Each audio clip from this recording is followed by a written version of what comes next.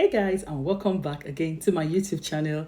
Julia here from English First Class. How are you doing? How are you preparing for your Pearson test of English? And well, happy new month. Today is the first day of September here in Australia, and coincidentally, it's Father's Day. So happy Father's Day to every test taker that's writing the PTE.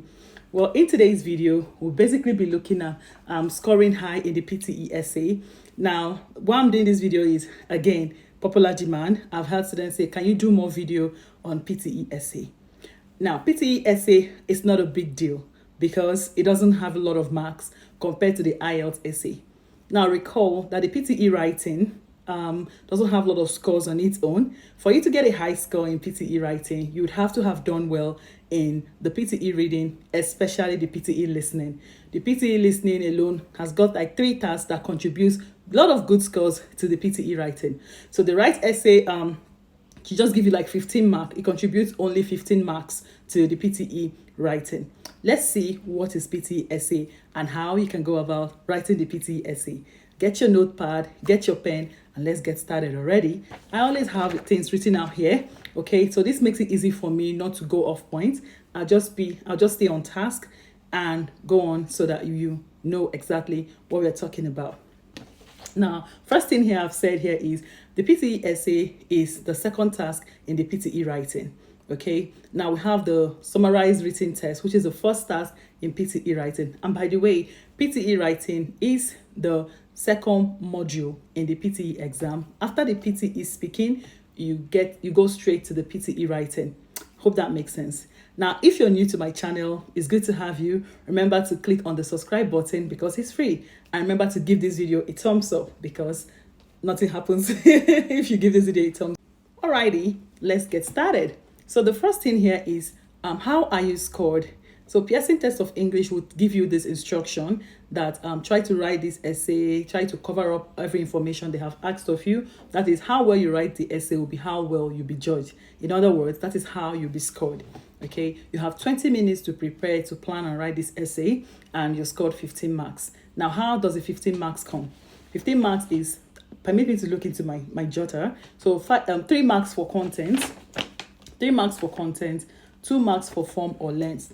Now, they give you 200, they give you an instruction to write between 200 to 300 word counts. Okay, so that means that if you write less than 200, you'll be losing a score. If you write more than 300, you'll also be losing the score. So the form or length is between 200 to 300 marks for you to get that to score. And if I were you, I'll keep to the word count so that I can get the score for form or the length of the essay. Now, another thing here is grammar. That is 2 marks. Then you also be scored for vocabulary. What vocabulary are you using? That's another 2 marks. Okay. Then spelling here is 2 marks. Then we have the general linguistic range. That's how your ideas convey the task. That is the instruction they've given to you in the task. How well is your idea that you're writing conveying the information? The other thing here you'll be scored for is 2 marks for development and structure. I'm just going to take it again. So 3 marks for content, 2 marks for form, 2 marks for grammar, 2 marks for vocabulary, 2 marks for spelling, 2 marks for general linguistic range, and 2 marks for development and structure. This is where your coherence, how clear your essay is and all that, this is where they come in. So at the end of the day, if you calculate all these marks you're being awarded, that's 15 marks. So you see how you're scored 15 marks. Now the content, which gives you 3 marks. See, from the ongoing, we can clearly see that content is giving 3 marks. Okay, that means that that's where the bulk of your score is. Now, Juliet, what is this content? Now, they give you a topic. They could say, some people believe that more roads should be built in the cities than more transport systems. That's the cars, the train, the trams, and all that. While some other people believe that no, more trams and trains, that's the mode of transportation, should be increased instead of the government building more roads. Then they ask you something like, to what extent do you agree? Or they could ask you, what is your opinion? Now, like I always say, there's no right or wrong opinion. Okay, so these are the kind of topics that they would give to you. They could say something like, the use of AI is becoming predominant in the world. What do you reckon, or what's your opinion? Or do you think it's a good thing, or do you think it's a bad thing? They could also ask questions like what could be the likely problem and what could be the likely solution to solve this kind of problems. So these are the kind of questions you would see, and that is where your content lies. So your ability to think fast on your feet before that join the essay, join the exam is very important. That brings me to the point where I'll always say to my students, don't try out the essay only on exam day. People don't test out their the strength of their gun at war, like in the war front. No, people test out the strength of their gun before they get into the war front.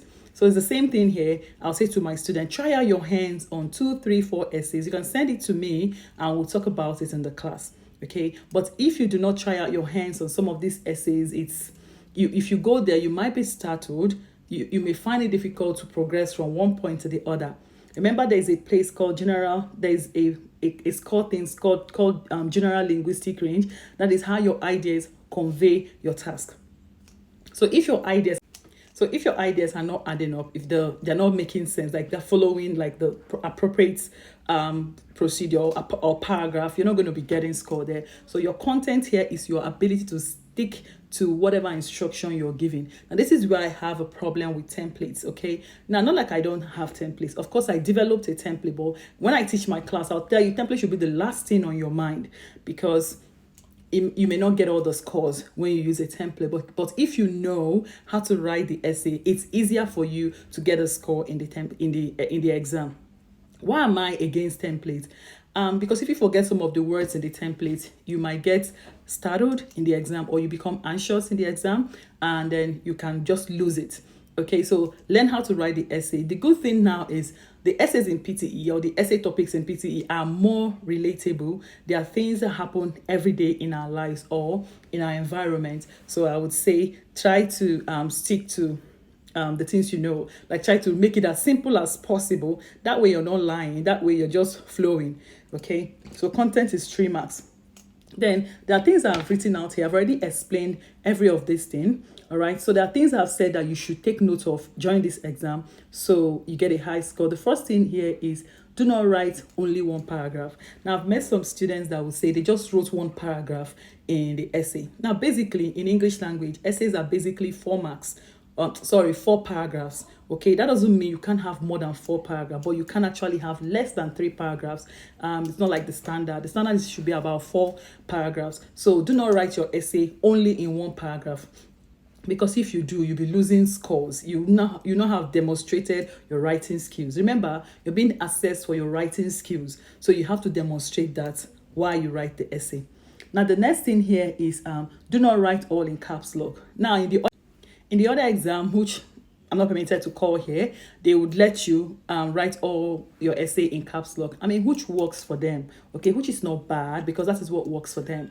But in the Pearson test of English, you dare not write all your essays in caps lock, because if you do, you'll be losing scores.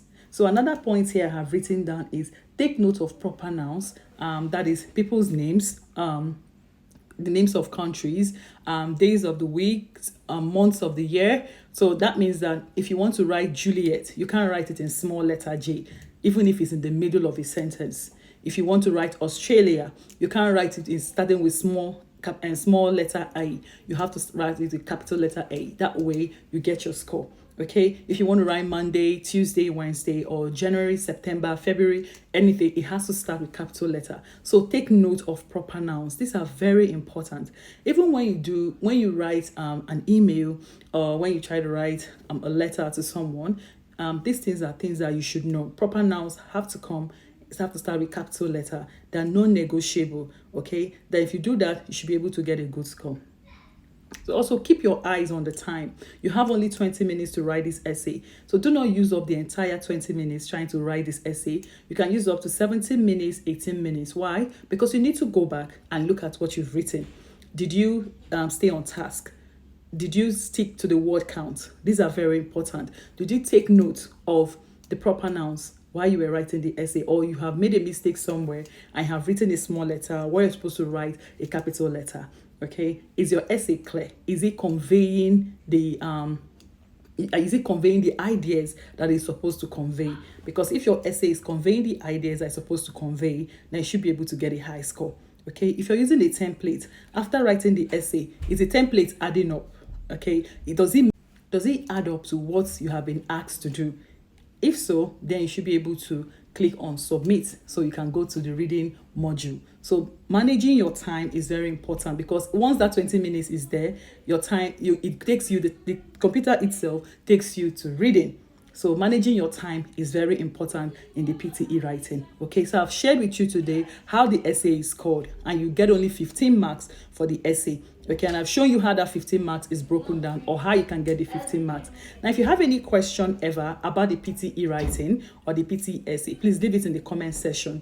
If you ever had any struggle with the PTE essay, leave it in the comment section, and I will attend to it. PTE essay doesn't contribute any score to any other task. Okay, and no other module contributes scores to the PTE essay, so it's a standalone. So make sure you follow these rules, or follow these things I have shared here today. You should be able to get a high score in the PTE essay. Have you given this video a thumbs up? If you're new here, have you subscribed? A lot of people watch my videos, they don't subscribe. Please subscribe to my YouTube channel, because it's free and because I teach you the right thing to do during your PTE exam. And I'll see you in my next video. Bye.